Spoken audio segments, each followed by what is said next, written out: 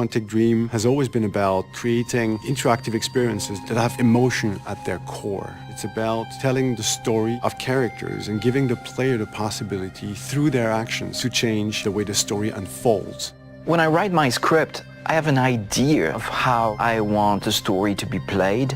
So we try to render David's idea into a game and see with him if it matches what he had in mind. In case it doesn't, we go back to the writing stage and keep working until the result perfectly matches David's vision. What we try to do in Beyond is really an intuitive and immersive experience. So we created a very discrete user interface with only white dots on screen and very simple controls.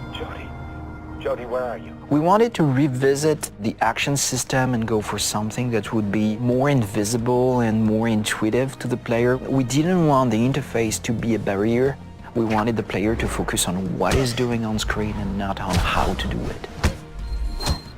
Ideally, the player will forget that he has a controller in his hand and will just jump into the screen. One of the major revolutions in Beyond is the way Jody Holmes moves. Depending on the context, depending on your emotional state, you see the character of Jody moving differently, walking differently, looking around differently.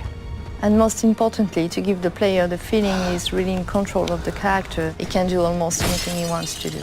You can talk to other people, interact with objects, and also run, jump, shoot, drive a motorcycle, or even ride a horse.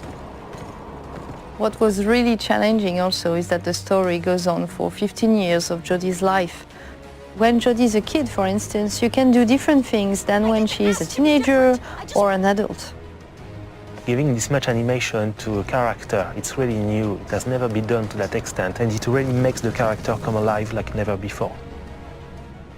We wanted to have these new mechanics with Aiden. I wanted to give this feeling of flying around and going through matter and through walls. So we started making some research on how ghosts would move or even a fish would swim underwater. We thought that using orbs is an interesting approach. It would give us this physicality that we need to interact with matter. It became really something natural to assign them to the two analog sticks and have to play with them, to focus them, or on the opposite, to split them apart.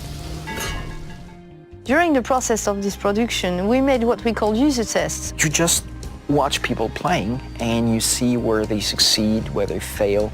If a player don't get it right, it's only our fault. So we work very hard to be able to correct it and give the best experience possible. After each user test, it's meeting after meeting just to find a good solution to every single issue the player may have had. I guess what we're looking for with the gameplay is really to find an interface that will allow you to play live.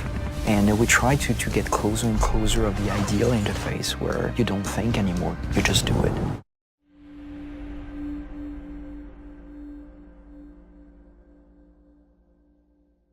PlayStation